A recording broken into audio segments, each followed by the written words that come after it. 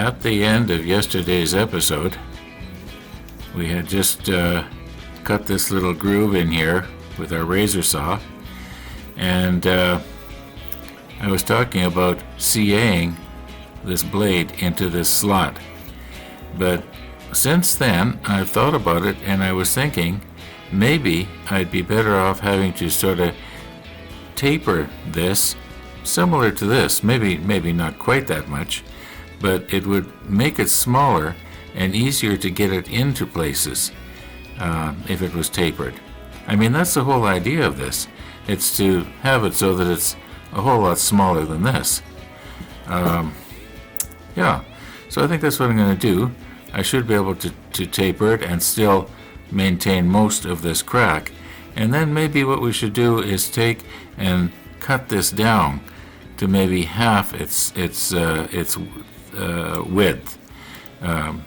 Yeah, leave the length the same, but just cut the width down. And then it'll end up, well, I'm just going to go ahead and do it, and I'll show you. Okay, that was easy. Just used a pencil sharpener.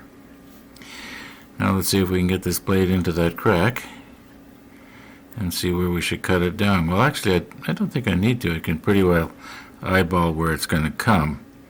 So if we have it like that, I'll just sort of eyeball it. I'm just going to go ahead and do it. Now, one thing that is surprising me about this razor blade steel, and that is that I had thought it would have been harder and more brittle than this. I was always under the impression that razor blades were made of an extremely hard steel, which would make it brittle, I guess. But I guess I was wrong, because it cuts extremely easy. I was amazed at how easily I was able to just cut this off. All right, now, not this one, this one. All right, can we get it in there now? Should be able to.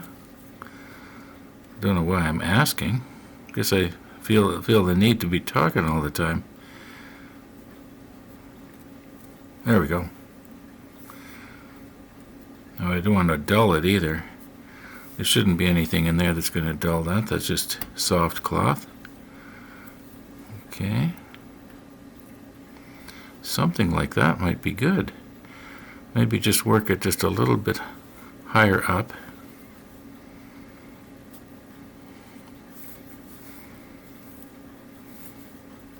I'm just going to reposition it, and then we'll glue it in place. Okay. Now, I think if we put a little bit of CA thin right there,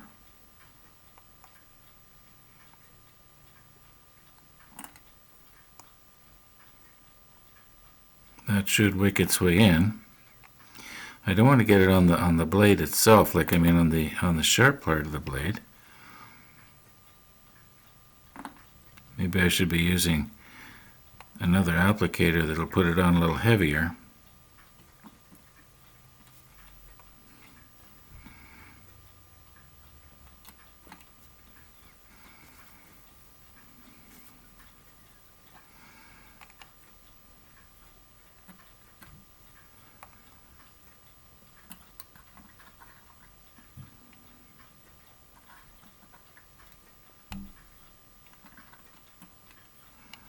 Maybe I should have used the medium.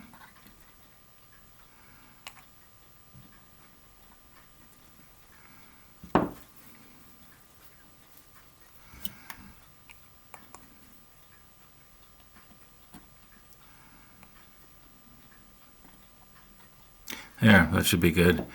My fear is that I'm going to end up getting the CA glue along this sharp edge and coating it, and then it's going to make it useless.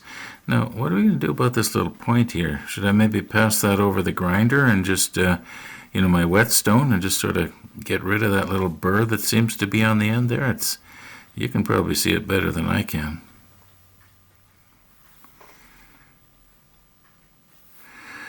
Okay, our CA thin has cured now. That's I don't think that blade is going to come out of there unless you try to get it out. And I am noticing, however, that along the top edge here where I cut this with the tin snips, now that's what we call them. If years ago, if my dad had said, go get the tin snips, I would have known exactly what he was talking about. You might call them something else where you live, but anyway, the tin snips left it pretty sharp and ragged, and my thinking is that if I was to accidentally drag that against a piece of easy line that was in a rather taut position, it could slice it off, and that could be disastrous. So I'm going to just sort of round this sharp edge over. In fact, it actually feels sharp. Yeah, maybe I'll use the whetstone on that and just be real careful not to accidentally touch our sharp edge here. Okay, it's somewhat better. At least it doesn't have the jagged edges that are going to, catch on something and rip it. It's not rounded over and polished smooth, but it's a little bit rounded over. Actually, it's better than I thought. I don't even feel anything there. Yeah, it feels pretty good. Still a little bit not quite right on the point, but that's all right. Most of my cutting is going to be done from here to here anyway. At least that'll be the plan. So I just reach in and, well, let's try this thing out. See how it works. I think it's going to be all right. Now, I am not moved in quite as close as I could be. I moved back so that you can get perspective here, so that you can at least see the blue tack. And we want to cut the line that the blue tack is hanging on, which is the line that's closest to us right here. I'm just wondering, though, if maybe it wouldn't be a good idea to bring that line back on this side. So we're just going to remove it here. There we go. And we'll try and bring it through. Oh yeah.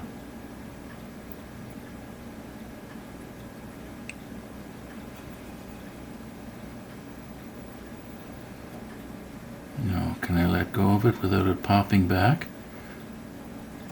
Remember I told you about the memory foam?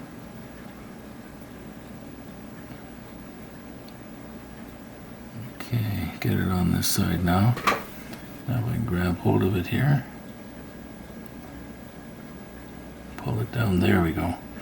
Now, if I can grab hold of that and put a little tension on it, because it will stretch considerably, then we can cut it.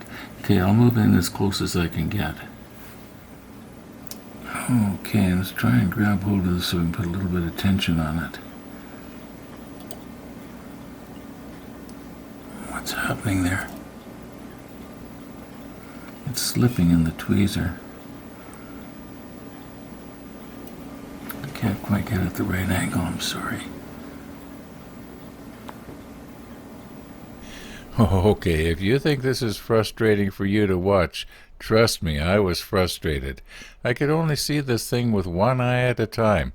No matter how I tried to angle myself, it just didn't work out. Anyway, I made a change.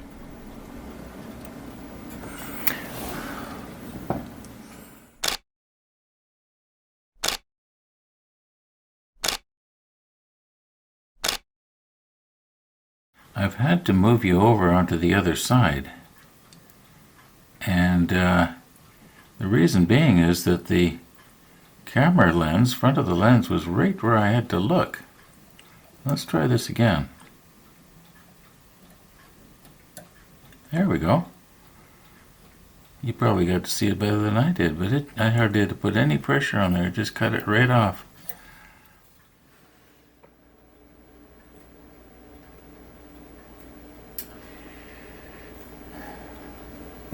It must be going on about 1.5 years now since we designed this model table, and the idea at that time was that with this gantry affair overhead, I was going to be able to support the camera on this thing, and at that time I thought probably most of my shots will be looking basically straight down.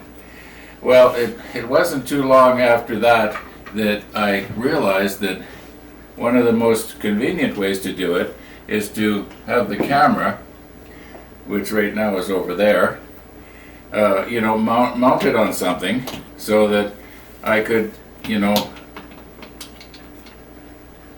move it around and get it just right. And I very seldom use this anymore, unless maybe I want to look straight down on Stefan's book and have the book perfectly flat. That's about the only time I use it anymore. But with my problem that I had when I was trying to video this right in here, and I had the camera like this, and I was trying to see it at the same time, and I just couldn't get in there, and I found that it was easier to have it around from the back. It made me rethink this whole gantry thing all over again. Now, I don't know if I'm going to do it, and I probably won't, but what I'd really like to have is something so that the camera was on a boom affair, and I do know how to make it, that would go back and forth, all around, up and down, and then the camera would be on a ball head, something like this, and it could be swiveled as well. So the only thing is that camera is not really designed to be fastened to from the top. There is a hot shoe there, but it's not really strong enough to support the camera. I'm just thinking out loud again. If I was to decide to make another model, whether it be a ship or a submarine, or it'd probably be something big, because I seem to enjoy that. If I was to do that, I probably would change my gantry affair and the boom. Once again, just thinking out loud. I talk about what I'm thinking about, don't I? Let's get back to this. This is the camera that just took that shot. In fact, this is the lens that was on it. This is the fisheye lens, and takes in a 180-degree view. That's why you get that distorted look, but at least you got to see everything, or almost everything. And as long as we're talking about lenses, I have 8 lenses that will fit this body. This is what's known as an F-mount lens, and actually I had 9, and I gave one to my son. The camera that I had, that this one replaced, I gave to my son, and if you want to know which one it was, this is the 850, while the other one was the 810. And years earlier I had the 800. And I just kept upgrading. When I heard that Nikon was coming out with a mirrorless camera that was supposed to replace this one, I thought, oh good, because the idea was it was going to be this one only mirrorless. Well, it turns out it's not this one at all. And a lot of people don't like it. And when I found out that it would not take my lenses, I thought, well, that's kind of stupid. I think that was a huge mistake on Nikon's part myself to, come out with a brand new body that was supposed to be so good, and it wouldn't take the old lenses without an adapter. And anyway, I'm rambling again. So this morning, I'm online, and I'm looking at real video cameras. It'd be like this, only it's designed strictly for video. This camera is designed to snap a picture, and it does a super job. I have never used a camera that takes pictures as good as this one does. It's just absolutely super. Very fast autofocusing, and everything works really good for taking pictures. And it doesn't do too bad a job on video. You will probably notice in some of the videos, wherever there's motion, and especially with this little camera that we're using right now, you'll notice that the motion is a little bit jerky or segmented. Well, this camera here is slightly better than what you just saw. It shoots at 30 frames a second, and I want to be able to shoot 4K in 60 frames a second. You know how I'm always twisting and turning and poking at stuff? Well, I want my poking to be nice and smooth. Yeah, not only that, there's other features about a regular video camera or a lens that's designed for a video camera that these type of lenses don't have. For instance, if I was to zoom in on something and focus on it and then back off on it, the subject would be slightly out of focus and I'd have to refocus. I mean, that's not what these kind of lenses were designed for. Well, this lens doesn't zoom at all, but anyway, once again, I'm rambling here. I thought we were going to get back at the model ship. What happened here? What else was I going to tell you? Oh yeah, and the camera I was looking at online this morning. In fact, most of those entry-level professional video cameras, they have holes on the top where you can, fasten and hang them from the top as well as from the bottom. Anyway, enough about that.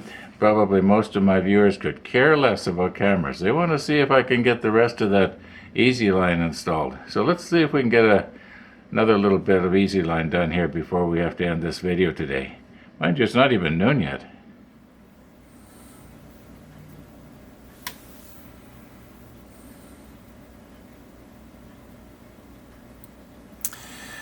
I should have made that hole just one size smaller so there was a little better friction fit. Guess you know what that's all about.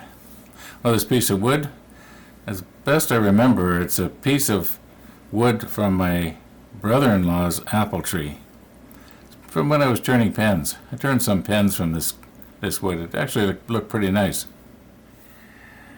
Now, if we can get Ian to release his grip here. There we go. And we do not have too much here to play with, do we?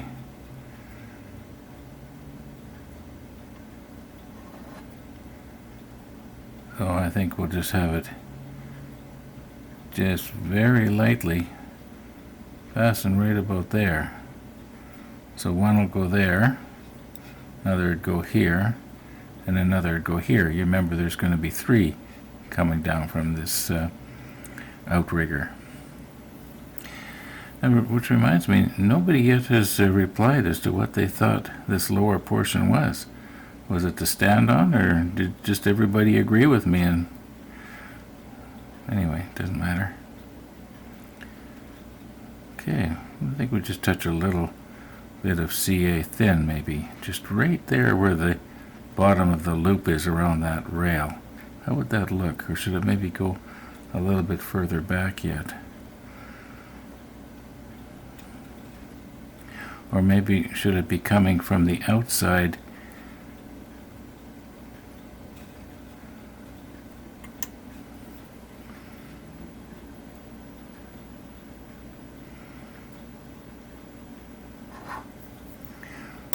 Ooh, scratching my dome. Okay, should it maybe be like that? A little bit further over, about there. Maybe that would look better. Okay, I'll stick the macro lens on. Now this is still our CA thin, but it's sat out for a little bit and it's thickened up. Okay, now not too tight. There we go. I think that's probably going to hold just like that. Okay, if I can grab hold of this now. Pull it out. And then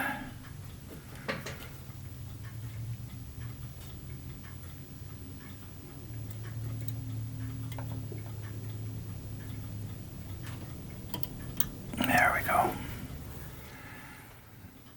Now, I realize that I've said many times I don't do reenactments, but this is a reenactment. And the reason I'm showing it to you is so you can see why it is I'm kind of trembling and shaking.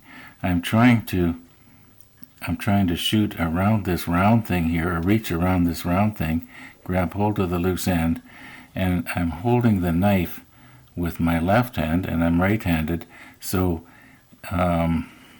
Yeah, and of course the shaking isn't as bad as it looks. Well, I guess it is as bad as it looks, but it's amplified because of the macro lens. Anyway, that's what that's all about. Now, one of the viewers was suggesting why not use a sewing needle. You know, thread the easy line through the sewing needle, and then you can much more easily pass the sewing needle through the small object that you're trying to get the easy line through. Let's just try it out here. This is my smallest sewing needle.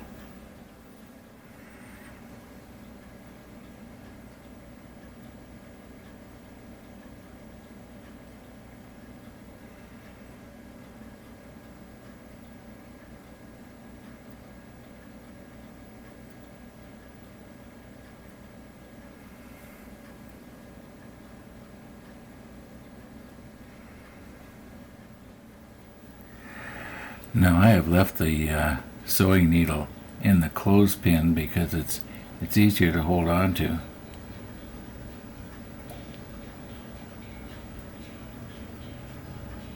Alright, you already know why I did that, didn't you? I want to emphasize just how small some of these little places that we're trying to, run the easy line actually are.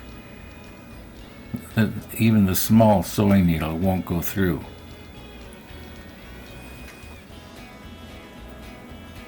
Now I'm just going to go ahead and do these remaining 5 lines the very same way we did this first one. I'm not going to video it. Okay, don't anybody breathe. Did I get it? No. At least it's still sticking out. Oh, for Pete's sake. I will get it.